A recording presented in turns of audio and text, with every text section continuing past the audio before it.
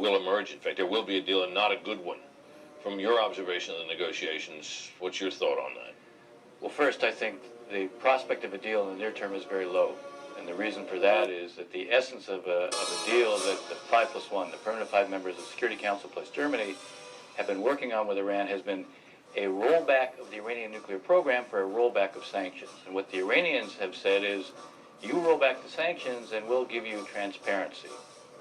That's exactly what the Prime Minister was describing. Inspections in exchange for our side lifting the sanctions, right? Right.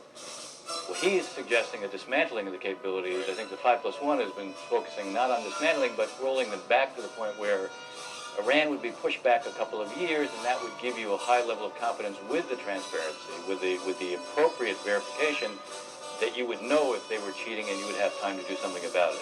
What do you think of that concept? Well, I think that concept could be workable if you roll them back enough. You know, they have 20,000 centrifuges right now.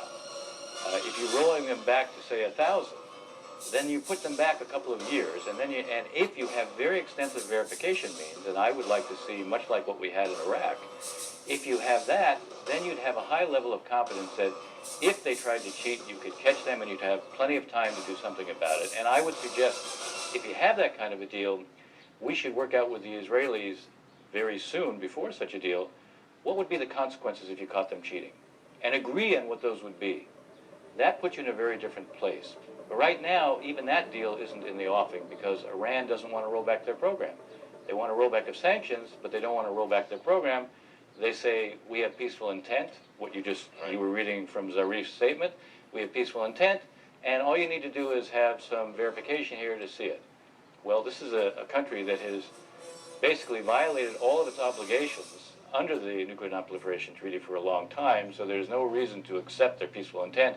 There's very important reason to impose a set of verification requirements on them that are extensive and give the world a level of confidence they don't have today. And you don't think that anything like that it's going to take, I mean, they're not going to make this deadline, July 20th. It's not going to happen by July 20th.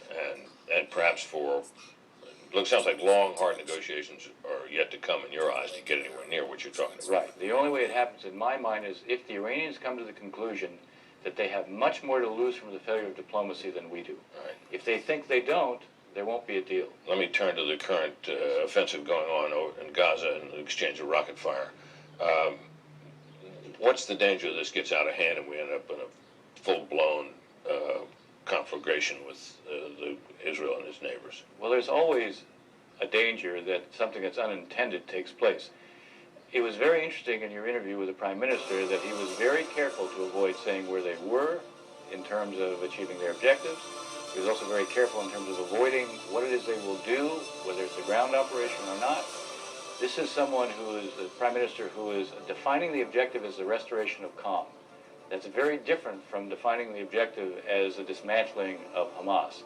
So it means to me that there still is a good deal of care that is and judicious care that's being adopted by the Israeli government in terms of how they approach this. I think they want to avoid having that kind of major conflagration if they can, but the fact is, if a Hamas rocket hits the wrong target, kills a large number of people, you never know what could happen. Well, but what you're suggesting, it seems to me, is that Netanyahu is simply trying to suppress this rocket fire. That he's not trying to destroy Hamas, that he's not prepared to go that far. Is that right? That's right. Why is he not prepared to do that? I think for a couple of reasons. If Israel has to go in on the ground, you're going into an environment that is about as least hospitable for any army to operate in. This is a teeming environment. It's civilians galore, right? Civilians galore. You will kill a lot of civilians, even if that's not your intent.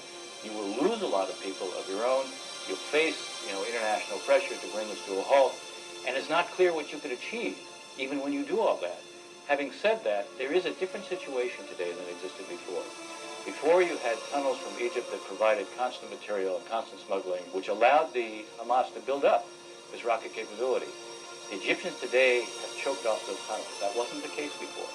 So if you can, in fact, set back their rocket-producing capability, their storage capability, which is something that the Israelis are trying to do right now, then if you bring this to an end, you're buying a whole lot more time. So the costs of trying to go in there on the ground are quite high, which is one of the reasons I think the Prime Minister is trying to avoid that. And I think there's a recognition that you can achieve something even if you continue doing what you're doing. The problem is you never know for sure, can you keep this contained? One last point. I do think if the Israelis go in, a lot of what they'll do will be what we saw, specialized operations on the one hand, and near the border they'll go after all the tunnels that Hamas has been digging to try to get into Israel to avoid the prospect of future kidnappings. Just one final question. You have suggested that the preoccupation in the world with other parts of the Middle East, with all that's going on there, has detracted or subtracted from the attention focused on Israeli and Palestinian peace. It seems to me that the current circumstances there, combined with what you said, mean that the prospects for anything on that agenda are really way in the background now. You have two different worlds right now between Israelis and Palestinians. The gaps between them are enormous. Where we need to start is you stop, when this conflict ends, prevent further deterioration, and then try to begin to rebuild a set of circumstances that makes peace possible down the road. It's not possible now. Yeah, right, got it. Ambassador, thank you very much for joining us today. I should tell you that just as we finished with our question to Prime Minister Netanyahu, there was another alert from Jerusalem for incoming missiles from Gaza. Should the U.S. be doing more to address the ongoing conflict in the Middle East? Just go